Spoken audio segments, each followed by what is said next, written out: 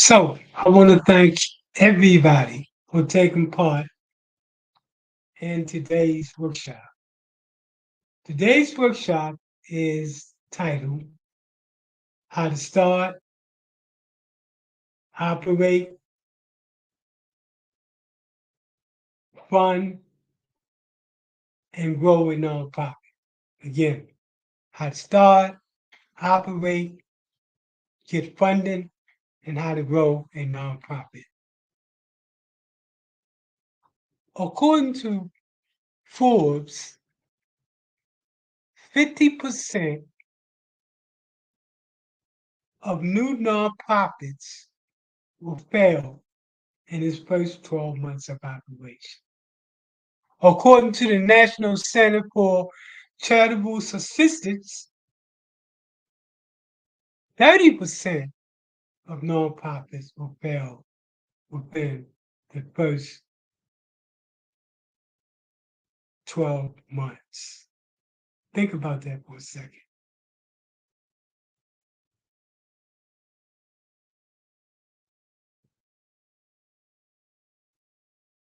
About 78% of nonprofits, especially African American nonprofits, operate on a budget of less than $500,000. Added to this, only 17% of Black nonprofits have full-time staff compared to their white counterpart, which has 3 times the paid staff. Nearly 1/3 of nonprofits operate with less than $30,000 a year. Largely made up of volunteers, 43.5% of these organizations operate with no full-time employees, and 45% have no paid or part-time employees.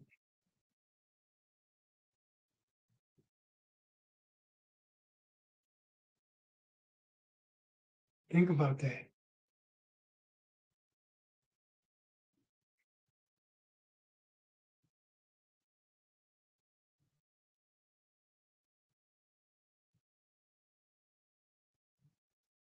Today's class focuses on how to curate plausible, fundable, sellable, bankable, and sustainable nonprofits.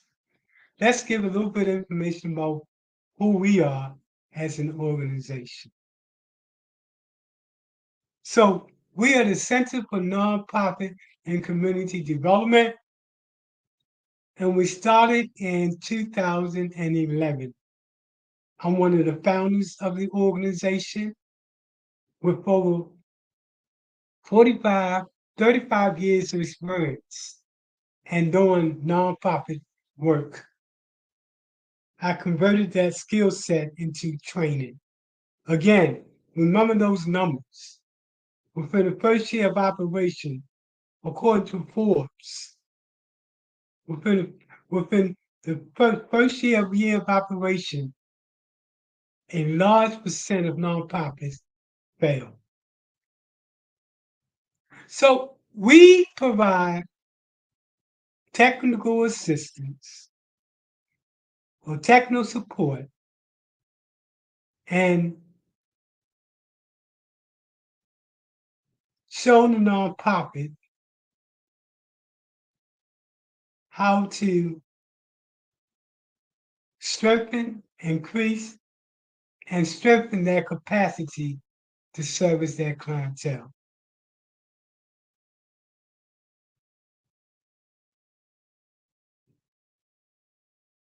We do this by focusing on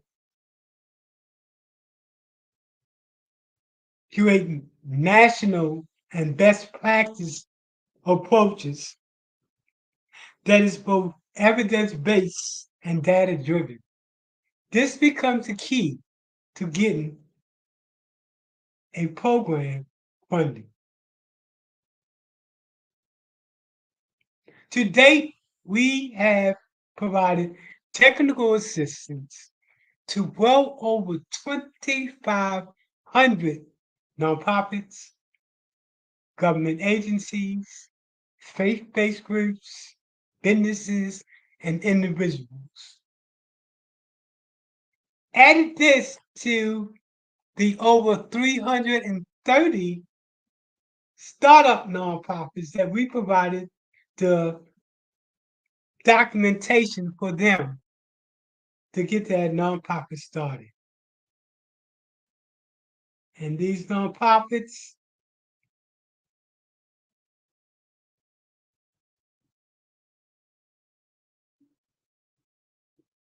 are all over the United States. So, that being said, let's get started with today's presentation on how to start, how to operate, how to fund, and how to grow a nonprofit. This is one of the most comprehensive courses on the subject of nonprofit development. That being said, let me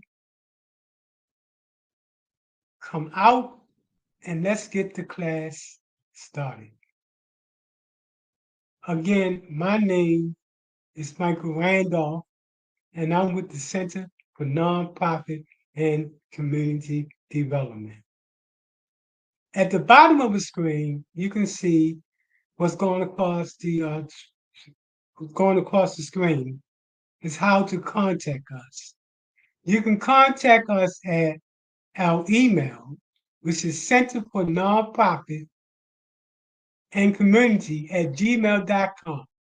Or you can contact us at www.centerfornonprofitandcommunitydevelopment.com.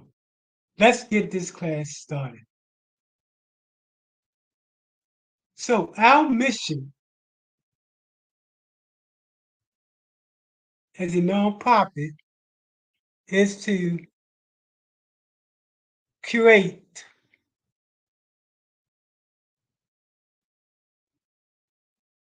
There we go. We got it up now. I was looking real hard at the screen because I couldn't make it out. So our mission as a nonprofit is to strengthen organizations that strengthen communities.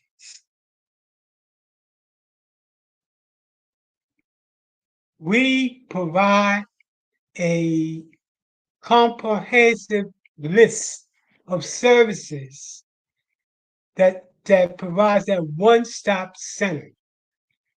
This goes to what we talked about earlier about why so many nonprofits are failing within the first 12 months. And let me add it to that a lot of nonprofits are failing also within the first 2 to 3 years. So among the different services that we have, you see right here on the screen, anywhere from grant writing, writing business proposals, putting together fundable program and projects, and evaluation. And that list goes on, as you can see. For those of you who are taking part in tonight's live presentation, make sure you contact us to get this copy of this presentation. Again, our email is below. So this is a little bit of information about me. I grew up in Baltimore, Maryland. In addition to that, I started this work in terms of nonprofit development way back in the 1980s. I started out as a community organizer, and from there I advanced to a community strategist working in poor neighborhoods throughout the United States. From there to program development, grant writer, and the list goes on. So I started the Center for Nonprofit in 2011. And I started it based on the years of experience that I had gathered over the years. And what I saw was that a lot of nonprofits were falling below the waist, and a lot of nonprofits were barely making it. We started this as an opportunity to give those nonprofits that are just getting started and operational was those nonprofits that are operational but are struggling with the skill sets necessary to be successful. The skill sets that we provide are those skills normally preserved for the elite nonprofits that's been around forever. Our training provides the average nonprofit with the skill sets to be compatible. We specialize in developing neighborhood planning and economic development initiatives in poverty stricken communities throughout the nation. Our approach to sustainability is framed around a social entrepreneurship business model. We're going to talk about that later. Earlier, we talked about we focus on creating national and best practices approaches around the United States. So we have clients that we've assisted in over 15 states. This presentation shows 10, but we've upped the scope. And it's 2024 now. We have up to 15 groups throughout the United States that we provided some type of training. And we talked about that training, holistic training earlier. This talks about some of our accomplishments. I'm honored that on LinkedIn, if you go there, you see we have over 1,000 recommendations on people that we work with throughout the years, or people that know our skill sets. This is more or less about accomplishments in terms of training that I've had over the years. Again, make sure you email me to get a copy of this PowerPoint presentation. Let's start with part one of our presentation.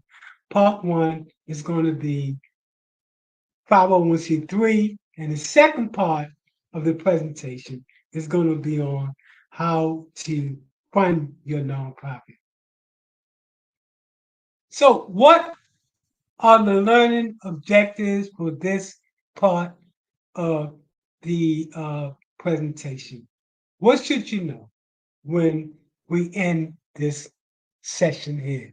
You should know what is a nonprofit, what are bylaws, what's the purpose statement, what's articles of incorporation, conflict of interest, policy, solicitation, 1023 application, all the way down to do your next level.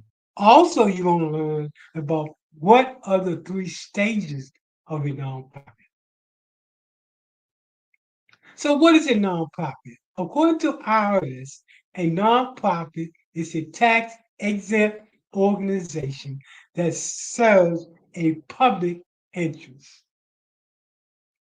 There are over 29 different types of nonprofits. Today's class is going to focus on what we call a 501c3. When you are thinking about starting your nonprofit, you should be able to address 3 important topics. The first is your purpose. Why do you do what you do? The second is, what do you do?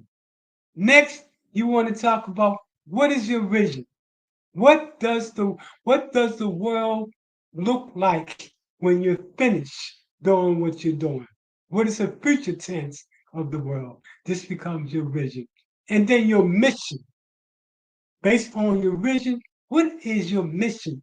How do you plan to bring about what's going on? The first documents that you put together, and again, this presentation is informational only. We don't claim to be lawyers. The first part of your preparing your paperwork to start your nonprofit is what's known as your bylaws.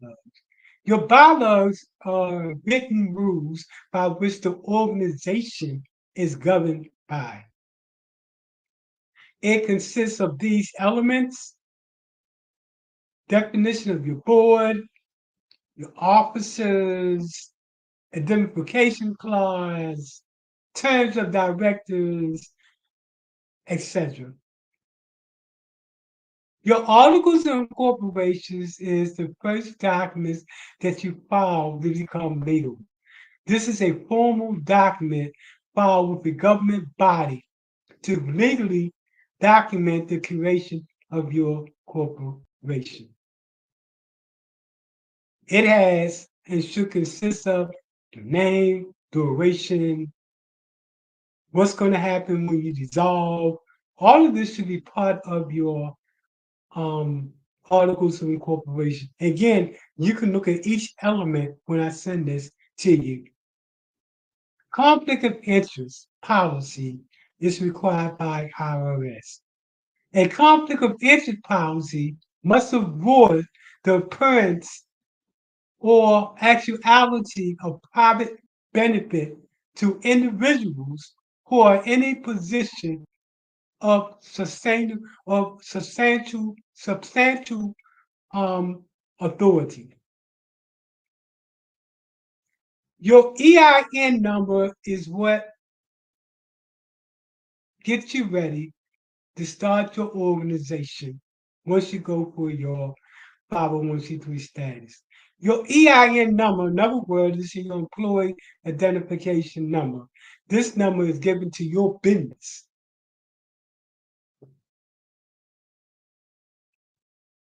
The first document that you want to file in order to get your nonprofit tax status is a 1023. Earlier, we talked about the articles of incorporation in which you file with the state. When you file that with the state, you file that for the purpose of that organization, and your state recognizes you as a nonprofit. Once you're recognized as a nonprofit, your next stage is to go and get your tax exempt status. The form that you use to complete this is your 1023.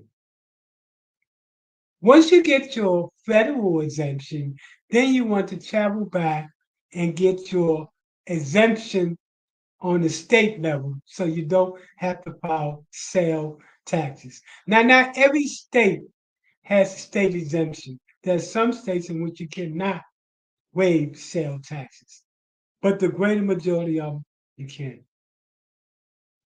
Every state requires that you file what's known as the right to solicit in that state. In the state of Florida, we have what's known as the 10-100 form that you must complete. Every state has a different form number, but in the state of Florida, it's a 10-100. You can actually get penalized if you don't file this with the state. And it's called the right to solicit funds in that state. There are different stages to a nonprofit. The first stage of a nonprofit is the emerging stage. This is when you file your legal paperwork, all those documents that we talked about earlier, your articles, your bylaws, your solicitation, and those other forms that we talk about. In addition to your legal work, you also have to make sure that you're business compliant, That means you have to file your annual report every year with the state. You have to file your taxes. You have to file all of those documents that we talked about earlier every year to be in compliance. The next stage of a nonprofit is called the intermediate stage. It is during this stage that you put together your human resource development, your board training, your policies and procedures, your staff needed for the organization, and those things that's going to be critical that you need in place to take you to the next stage. A lot of individuals think you can start your nonprofit and that's it. But that's a lot of work that you have to do. So you won't become one of those nonprofits that fail within the first year of operation, or should I say the first 3 to 5 years of operation. The final stage of a nonprofit is what we call your, or what they call the final stage. Your final stage concludes putting together your organization operation, your program development, your funding development, your infrastructure, financial management and systems, marketing, public relationship, and your online presence and visibility. Keep in mind, we provide all of these different stages for nonprofits. Now, let's go to the grant. By the way, 95% of the work that we do is by providing free training to nonprofits in terms of skill sets to take your nonprofit to the next level. We are a nonprofit. So let's talk about what are the learning objectives for this next part of our presentation when we go to how to fund a nonprofit. What should you have gathered by the end of this session? You should know what are the different types of grants. You should be able to describe the different types of grantors. You should be able to know how to research. You should be able to know the fundamentals of writing a grant. You should have an understanding of how the proposal writing process takes place. You should understand what a concept, letters of intent, and letters of inquiries. And you should be able to identify grant terms and know your next level. I can't overemphasize that this is one of the most comprehensive grant development classes in the nation compared to universities and other entities that are providing the services. We, when compared to us, is the most comprehensive because we look at all of those different types of grant, both as teaching grants, and then we build one solid grant teaching machine. So let's talk about what do funders look like. This is what the funders considered when they're looking at providing you with funding. Again, this is, I can't overemphasize how many nonprofits start, how many nonprofits are struggling because they can't understand why they're not getting funding. Well, one of the things that a funder looks for is what is, they want to know what is your sustainable financial model. They want to know how is your organization different from other nonprofits. They want to know what is the hard and soft data that support your organization position of the need and other problems. They want to know what are your measurable tools that you want to use. We're going to talk about all of these when we go dive deep into the grant writing and funding proposal. They want to know what is your reason for starting your nonprofit? What value do you bring to the table? What is your value position? They want to know, are you networking, partnershiping? and doing collaboration with other nonprofits. And they want to know about your funding practice strategy. So let's start with the different types of grants. The first type is what's known as your unrestricted grant. These funds are used for general support purposes. Most grants, I would dare to say 95% of grants are what we call restricted grants. That is, it's restricted in what you can use it for, unlike the unrestricted grant, which can be used for general support purpose. Restricted grants are restricted. One type, well, the first type of restricted grant is called a program or project grant. This is used to support a specific program, usually with measurable outcome. And then you have seed grants, you have capital grants when you're trying to go for funding for land, for example, or construction.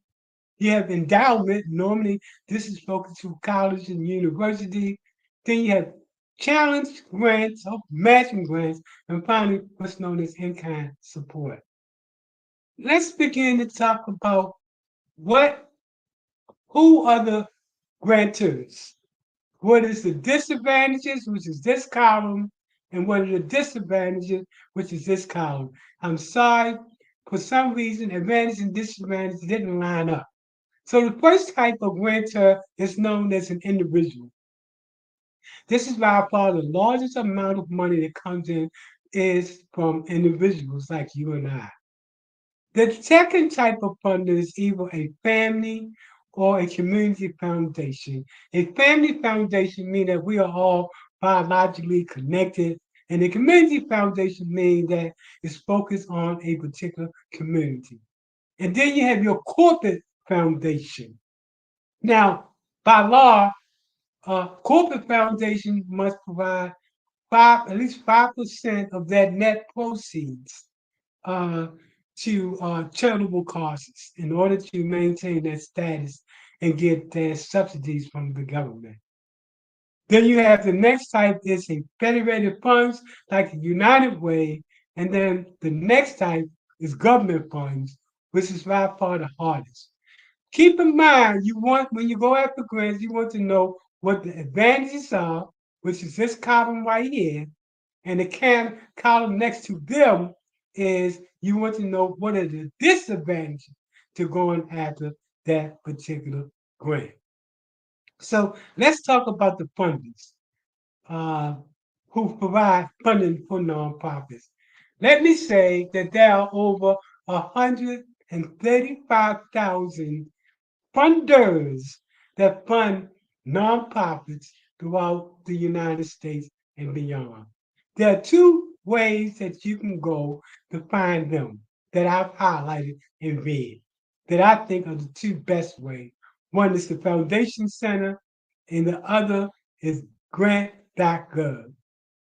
How do you increase your chances of getting that particular grant? First, you want to make sure that you read the guidelines to the grant when you go forward.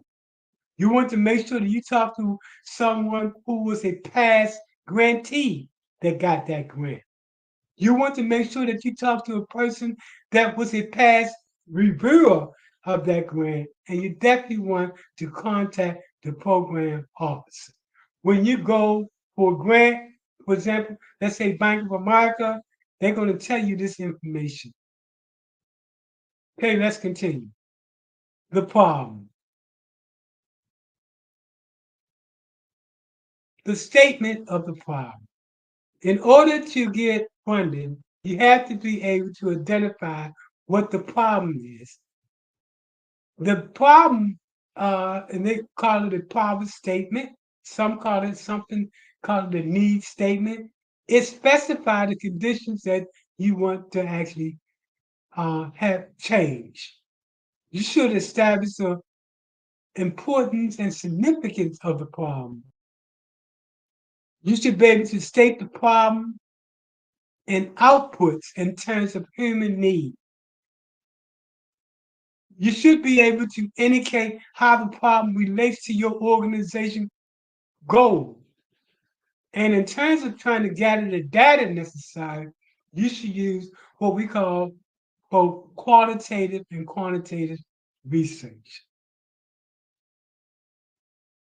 Quantitative research is research that shows the number of something or why something is gone. Quantitative research is research that is based on objective research. For example, quantitative research will be when you type in Google, what's the number of people that face homelessness in 2023? And that number comes up. Quantitative research, another way of quantitative research is type in why are so many people homeless? So in your gathering of information, quantitative research look at the how many, why. Qualitative research, which is the next type of research, focus on the individual that's most affected by the problem at hand. Quantitative research put together focus groups and ask the individual why they think the current problem exists, as well as possible solutions. In addition to focus groups to get qualitative data, you can do interviews, you can do surveys uh, in order to get that data from individuals. So both quantitative and qualitative research is critical when you begin to ask for money. You have to show that you know what the problem is, and you have to be able to show that there your sources that support the problem. Once you have gather your data and you know what the problem is, now you're ready to design your program or to create an approach to going after funding. When we look at some of the basic concepts of putting together a grant, we're talking about goals. A goal a is really about the final impact or outcome that you wish to bring about. A strategy is a plan of action, a method, a process, or specific step taken to accomplish your goal. The objective, on the other hand, is specify your outcome of your project. It's like the end product of your project. It should be specific, immediate, measurable, practical, logical, and then you should be able to evaluate it. In other words, it should be simple. There are different types of objectives. It's when you're trying to change somebody's behavior, when you're trying to change that, create change them by create that change their performance, change their process, or create a product. All of these are different types of objectives, as you see. This is some example of goals, objectives, and strategy. Now, your method section specifies your specific activities in detail, indicating how your objectives will be accomplished. Remember, we talked earlier about the concepts. We talked about the concepts related to goals and objectives, etc. Now that we understand that, now we have to start to put together the program. Your part of your program design should include a description of how you plan to accomplish each objective. This is where you have a description of your personnel needed, staffing requirement, qualification, job description, etc. It's also during your program design or your method section that you begin to talk about a description of the facilities that you need, the equipment, and the material that you need. A description of how the program will be administered is also important.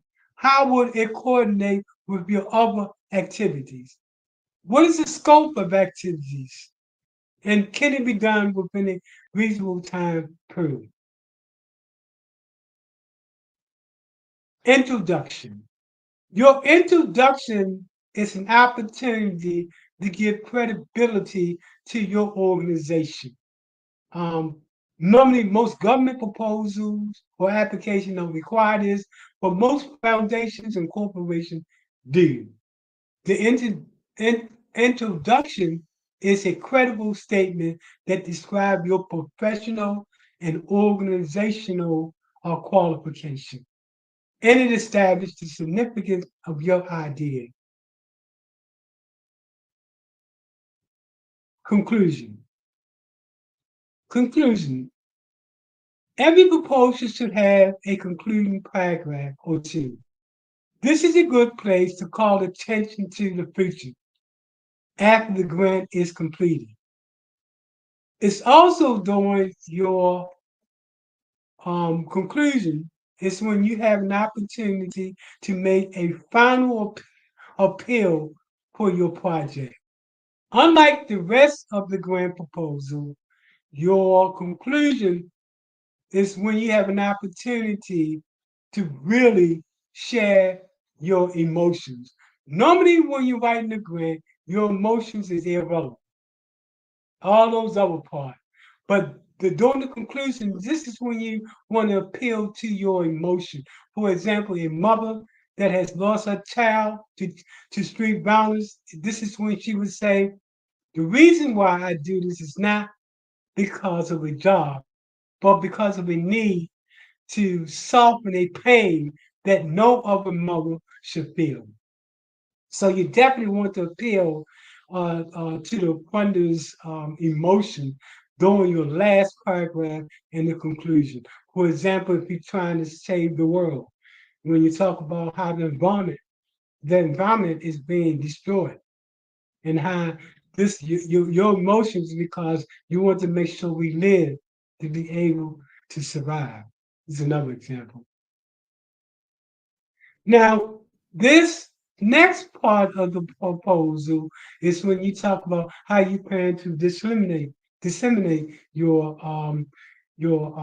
information about your organization. You should do this by way of a project newsletter, a website, pamphlets, display at meeting, and press release. And definitely you want to use social media as a way to get out information about your organization. Social media is a new way of showing who you are and what you do. And that's what partners want to see. The appendix is where you put down documents like you want to have a reprints of articles about your organization, news articles, any definition, excuse me, of terms, any certifications that you have, a list of your board members and their titles, annual reports, organizational physical reports, past, past success stories, and letters of support. You definitely want to make sure that you get letters of support for your organization. The appearance of a a grant is very important. Make sure you read when you open up that grant, what is the format that they want you to stick to.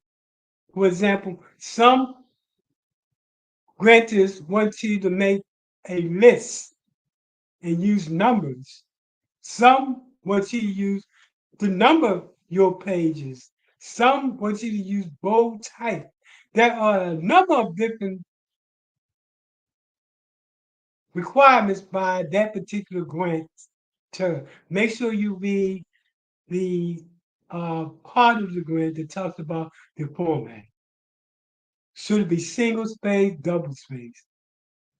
Evaluation. Now we come up to a very important component of the grant proposal. What does success look like? And how can we prove what success looks like?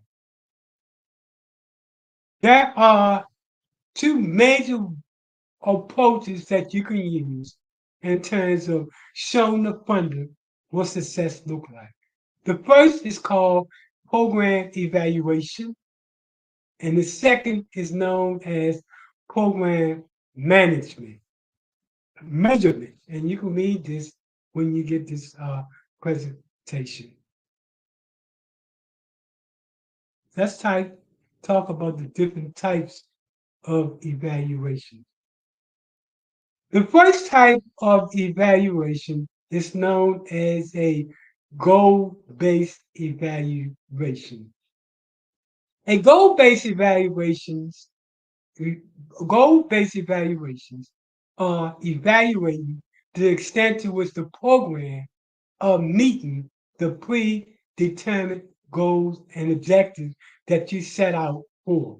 For example, if you've been around 10 years, you constantly want to do a goal-based evaluation to show that are we doing what we originally said it we would do in terms of our goals and evaluation. The next type of evaluation is what's known as a outcome-based evaluation. And that's normally done by way of what's known as a logic model. A logic model basically talks about what your program is and what are your program accomplishments. When you look at this logic model here, you see it starts with what is your goal? And then it breaks down these boxes right here when you begin to break down your program. The first is what are your process objectives? That is the what. The next is the activity. How do you plan to do it? The next is who's going to be responsible. This is the who. The next is what is the expected outcome or the why. The next section is the indicator of measurements or the evidence that you plan to present to back up your program and your data source. Where can we find this information? And of course, the time measurement. How long is it going to take for your program to do what you want to do? The last type of evaluation is called a process-based evaluation. In this case, it's called a theory of change. Process-based evaluations are geared to fully understanding how a program works and how does it produce the result that it does. It's broken up into 3 columns. First is your community problem or need, the specific intervention that's going to take place in order to bring about the change, and the intended outcome that will come as a result of the intervention. The organization.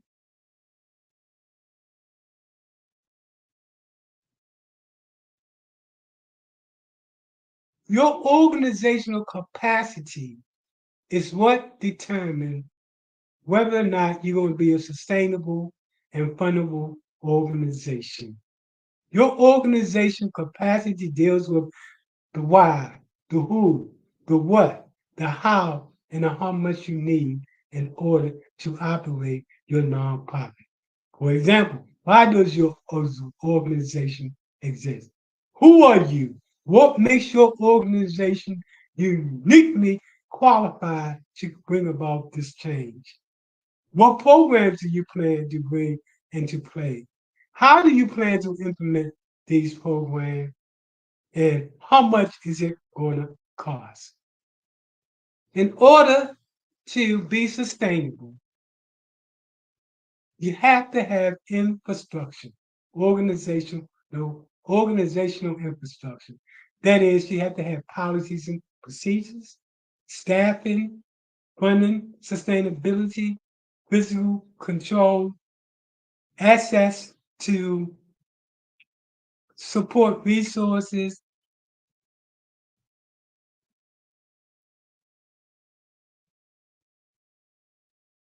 In addition to that, you want to have a 5-year strategic plan. Before applying for major grants, you should have a plan. Let's talk about some of the most important components of a strategic plan. A strategic plan differs from a business plan in that a strategic plan shows the internal operation of an organization and it focuses on where you plan to be in the next 5 years and what you plan to do every year in order to get there. A strategic plan includes your goals, your strategies, your objectives, your tactics, your operations and methods, and your budget.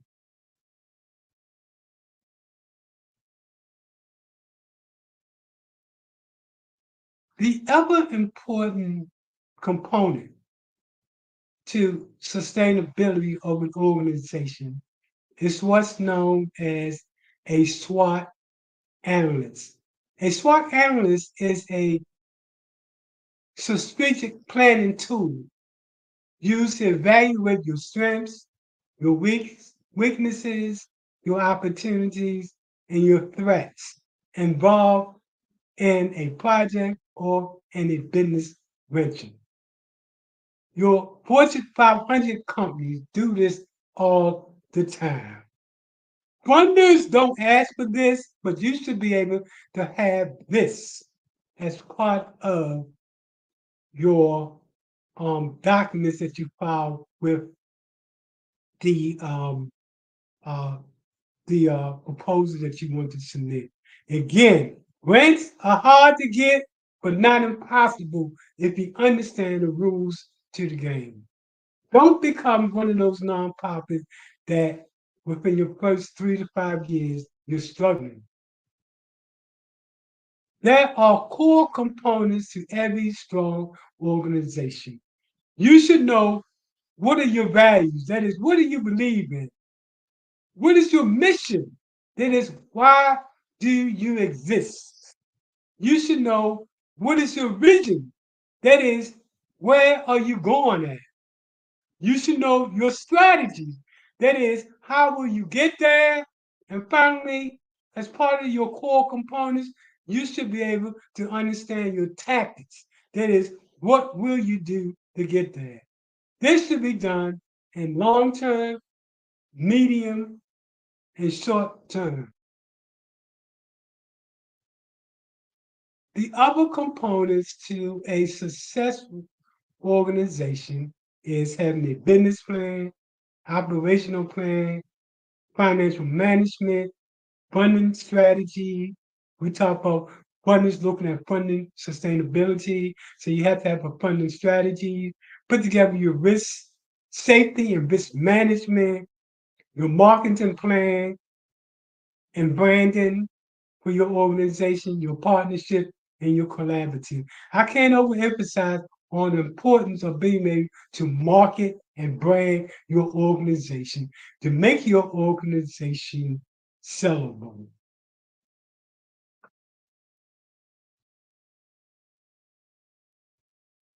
Funding. How will you sustain your organization once you get that funding? What do you plan to do for funding sustainability?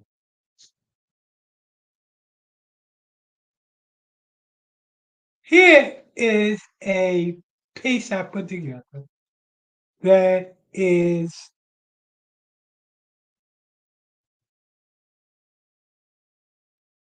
used to show how you plan to be financially sustainable. It's called social entrepreneurship. That is the ability to fund the future of a nonprofit through a combination of earned income, charitable contributions, and public subsidies. The earned income is used to pursue your social objectives by simultaneously seeking both financial and social return on your investment. Let's look at the different parts. First part is resource, revenues, or input. That is, what grants are you bringing in? Are you doing fee for services? And you should be. Are you doing development fees? For example, if you're doing affordable housing or real estate, are you doing consulting fees? That is, you're so good at what you're doing that now you can charge other organizations, teach them what you do, and owning and operating your own business. The second part of this social entrepreneurship is program, project, or output. What are you going to do with the input of resources? Well, you can do employment program, public safety, youth program, community building, affordable housing. This list goes on and on according to your special need.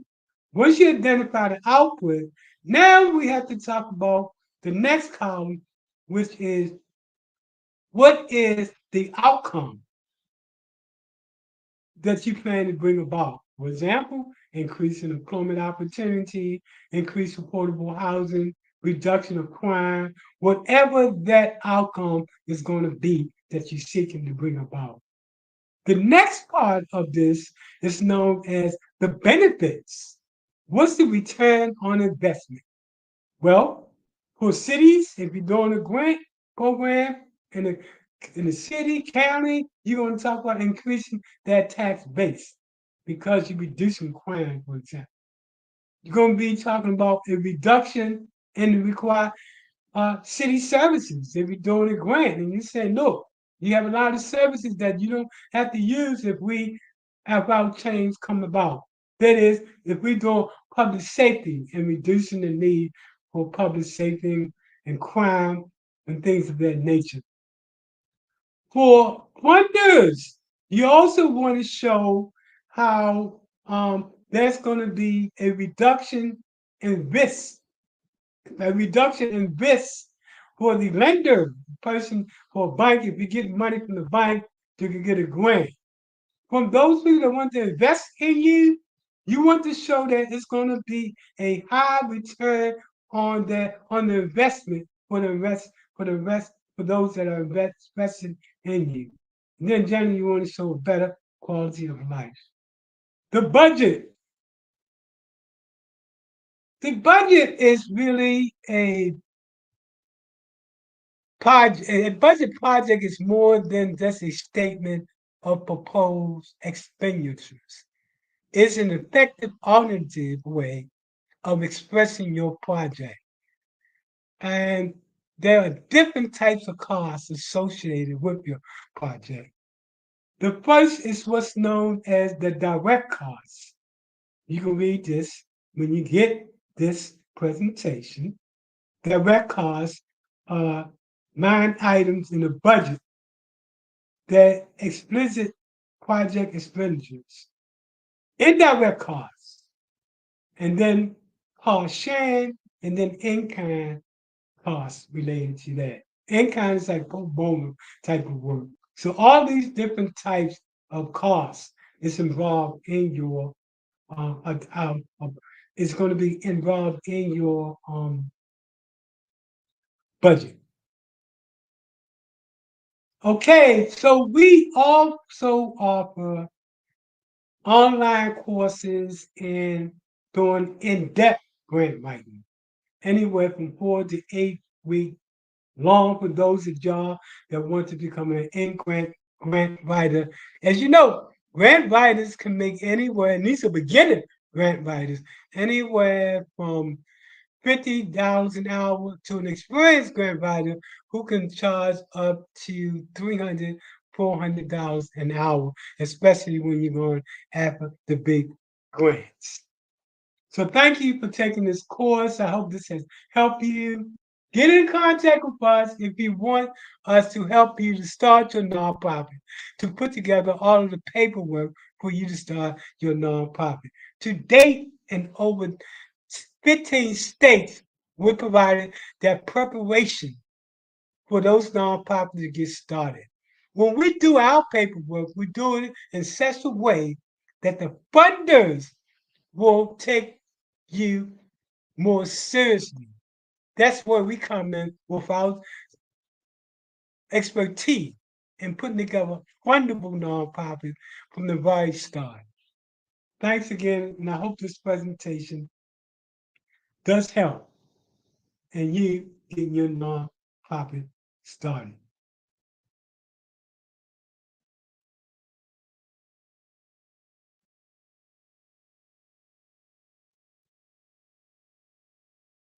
Okay, so that being said, let's go back to the main part of this class.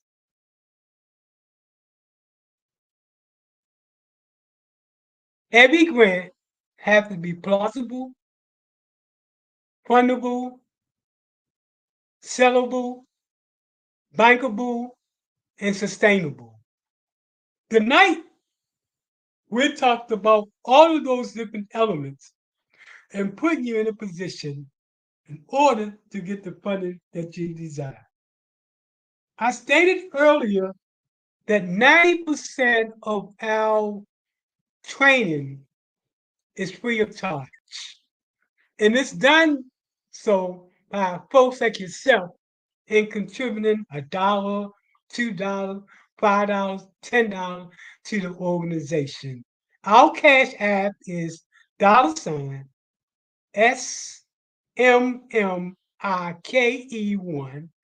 $SMMIKE1.